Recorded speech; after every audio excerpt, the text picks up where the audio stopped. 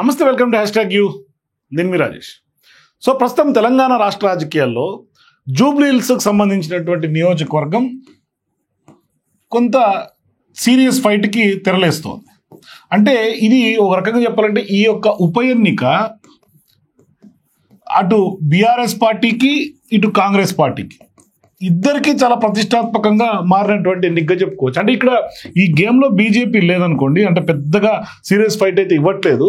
కేవలం BRS party Congress party. BRS పార్టీకి ఏమో వాళ్ళ సిట్టింగ్ స్థానం కావటం చాలా ఇంపార్టెంట్గా కనిపిస్తోంది. ఇక కాంగ్రెస్ పార్టీ విషయం తీసుకుంటే అధికార కాంగ్రెస్ పార్టీ, అంటే అధికార పార్టీగా ఖచ్చితంగా కూడా వాళ్లకు ఒక డూ ఆర్ డై మ్యాచ్ లాగా ఈ యొక్క జూబ్లీ హిల్స్ ఉప ఎన్నిక మారింది.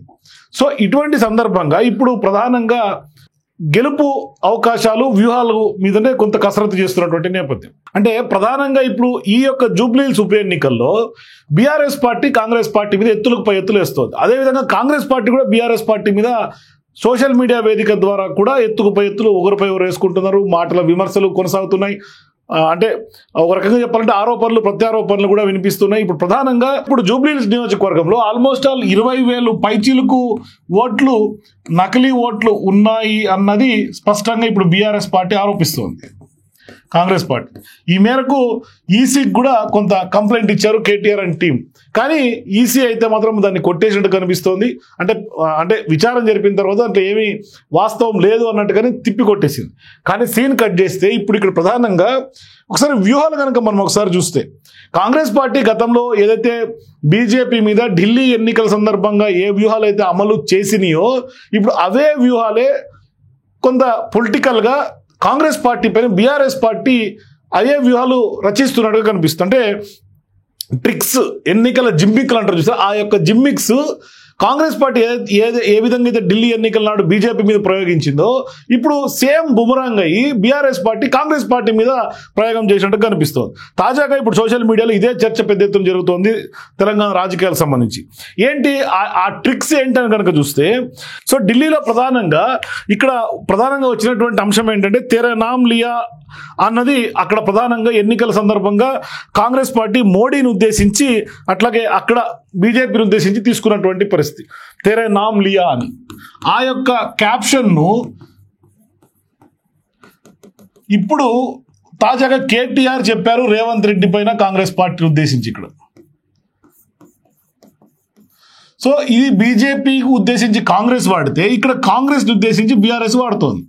సేమ్ అదే ఎన్నికల ట్యాగ్ లైన్గా ప్రజల్లోకి తీసుకెళ్ళింది. అట్లాగే బీహార్లో కాంగ్రెస్ పార్టీ ఏ విధంగా అయితే ఓట్ చోరీని తీసుకెళ్ళిందో, ఓట్ చోరీ యాత్రను రాహుల్ గాంధీ చేపట్టారో అది ఎవరు చేశారనేది పక్కన పెడితే ఇక్కడ ప్రధానంగా రాహుల్ గాంధీ బీహార్ ఎలక్షన్స్లో దీన్ని స్పష్టంగా తీసుకెళ్తూ ఉన్నాడు ఓట్ చోరీ అని.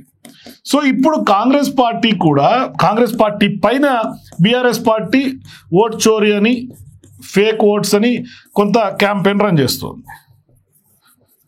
సో ఇట్లా కాంగ్రెస్ పార్టీ పైన బీఆర్ఎస్ పార్టీ ప్లే చేస్తుంది. అట్లాగే కాంగ్రెస్ పార్టీ ఎప్పటి నుంచి చెప్తోంది సిబిఐ, ఈడీ ఇవంతా కూడా బీజేపీ జేబు సంస్థలను ఆరోపిస్తుంది. అది ఎన్నికల సందర్భంగా దాన్ని కొంత దాని మోతాదు పెంచి మరీ ఆరోపణ చేస్తుంది. కానీ ఇప్పుడు సేమ్ అదే అంశాన్ని ఇక్కడ తాజాగా బీఆర్ఎస్ పార్టీ తెలంగాణలో ఏసీబీని కూడా కలుపుకొని కాంగ్రెస్ పార్టీకి అన్వయించి పెద్ద ఎత్తున విమర్శలు చేస్తోంది. అట్లాగే అదానీ అంబానీ తెలంగాణలో కాంగ్రెస్ పార్టీకి సంబంధించి చేస్తుంటే ఇక్కడ అంబానీ అదానీ ప్లస్ అని చెప్పేసి అని లోకల్గా ఈ రెండు సంస్థలు MEIL ఏదైతే మెగా ఉందో, మెగా అట్లాగే రాఘవ కన్స్ట్రక్షన్స్, పొంగులేటి శ్రీనివాసరెడ్డికి సంబంధించింది రాఘవ కన్స్ట్రక్షన్స్, రాఘవ ఇన్ఫ్రా. అంటే అక్కడ ఎట్లయితే బీజేపీ అంబానీ అదానీకి సంబంధించి కాంగ్రెస్ పార్టీ చేస్తోంది ఆరోపణలు, అంటే ఈ కాంట్రాక్టర్లు కట్టిబెట్టారు లేకుంటే బీజేపీ వాళ్ళ కోసం పనిచేస్తుంది, ఇటువంటి ఆరోపణలు ఉన్నాయి చూసారా. ఇక్కడ KTR and team BRS party ప్రధానంగా మెగా మీద అట్లాగే రాఘవ ఇన్ఫ్రా మీద సేమ్ కాంగ్రెస్ పార్టీ మీద ఆరోపణలు చేస్తున్నటువంటి పరిస్థితి. అంటే సేమ్ వైస్ వర్స లాగా కనిపిస్తుంది. అట్లాగే కాంగ్రెస్ పార్టీ ఎప్పటి నుంచి దేశవ్యాప్తంగా ఆరోపణ చేస్తుంది మీడియా అంతా గోధి మీడియా అయిపోయిందని, మీడియా కాంప్రమైజ్ అయిపోయిందని, లేకుంటే ప్రతిపక్షాలకు స్పేస్ ఇవ్వట్లేదని, లేకుంటే ప్రజా సమస్యలు ఎక్స్పోజ్ చేయట్లేదని. ఇప్పుడు ఇక్కడ తెలంగాణలో కూడా ప్రధానంగా బీఆర్ఎస్ పార్టీ ఏం ఆరోపణలు చేస్తుంటే ఇక్కడ ఛానల్స్ అన్ని కూడా బయాస్డ్ అయిపోయినాయి, ఇక్కడ ఆంధ్ర ఛానల్స్గా మారిపోయినాయి, అట్లాగే తెలంగాణ వాయిస్ వినిపించట్లేదు అని ఇక్కడ ఆంధ్ర తెలంగాణ సెంటిమెంట్ని బీఆర్ఎస్ పార్టీ రెచ్చగొడుతున్నటువంటి పరిస్థితి.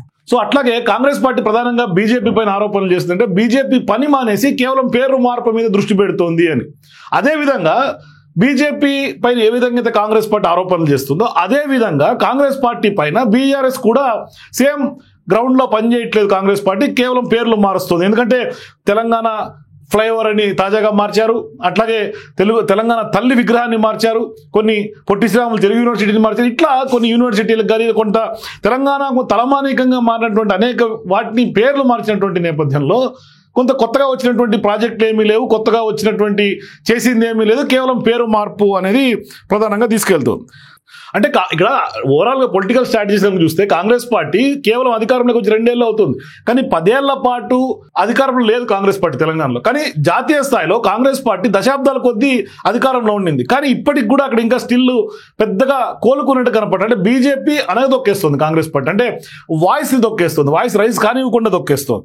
సో అట్లాగే ఎట్లయితే అక్కడ అప్రెషన్ గురవుతుందో సేమ్ అదే విధంగా కాంగ్రెస్ పార్టీ తెలంగాణలో అధికారంలో ఉన్నప్పటికీ బీఆర్ఎస్ పార్టీ 10 ఏళ్ల పాటు అధికారంలో ఉన్నప్పటికీ కూడా కొంత బీఆర్ఎస్ పార్టీది కొంత పై చేయనట్టుగా కనిపిస్తుంది రాజకీయ వ్యూహాల్లో.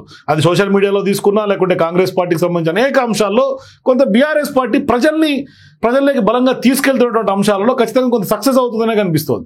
సో అందుకని ఇప్పుడు కాంగ్రెస్ పార్టీ ఏ విధమైనటువంటి వ్యూహాలు బీజేపీ పైన ప్లే చేసిందో ఎన్నికల సందర్భంగా ఢిల్లీలో కానీ బీహార్లో కానీ, ఇప్పుడు అవే ట్రిక్కులు, అవే పొలిటికల్ స్ట్రాటజీస్, పొలిటికల్ సినారియోని ఇక్కడ కాంగ్రెస్ పార్టీ పైన బీఆర్ఎస్ పార్టీ బిల్డ్ చేస్తుంది, ప్రజల్లో ఆ యొక్క నెరేషన్ని బలంగా తీసుకెళ్తుంది. అయితే ఈ పొలిటికల్ ఈక్వేషన్లు ఈ విధంగా కొనసాగుతున్నటువంటి నేపథ్యంలో పొలిటికల్ వ్యూహాలు ఒకరిపై ఒకరు ఎత్తుకుపై వేస్తున్నటువంటి తరంలో ఇప్పుడు నిరుద్యోగుల సమస్య కూడా కొంత తెలంగాణలో సీఎం రేవంత్ రెడ్డి ఉద్యోగాలు ఎన్ని ఇచ్చినప్పటికీ కూడా బీఆర్ఎస్ పార్టీ నిరుద్యోగులు రెచ్చగొడుతూనే ఉంది. అందుకని ఇప్పుడు నిరుద్యోగులకు సంబంధించి కూడా పెద్ద ఎత్తున జూబ్లీ హిల్స్ లో దాదాపుగా 1000 మందికి పైగానే నిరుద్యోగులు ఇప్పుడు అక్కడ నామినేషన్లు వేసేందుకు సిద్ధమవుతున్నారు. అది ఖచ్చితంగా అధికార కాంగ్రెస్ పార్టీకైనా లేకుంటే బీఆర్ఎస్ పార్టీకైనా, అంటే అధికార కాంగ్రెస్ పార్టీకి బుద్ధి చెప్పాలని ఒక లక్ష్యంతో నిరుద్యోగులందరూ కూడా దాదాపుగా 1000 మందికి పైగా నామినేషన్లు అక్కడ ఫైల్ చేస్తున్నారు. దీని వెనకాల కూడా కొంత బీఆర్ఎస్ పార్టీ ఖచ్చితంగా ఉన్నట్టుగానే చాలా మంది రాజకీయ నిపుణులందరూ భావిస్తున్నారు.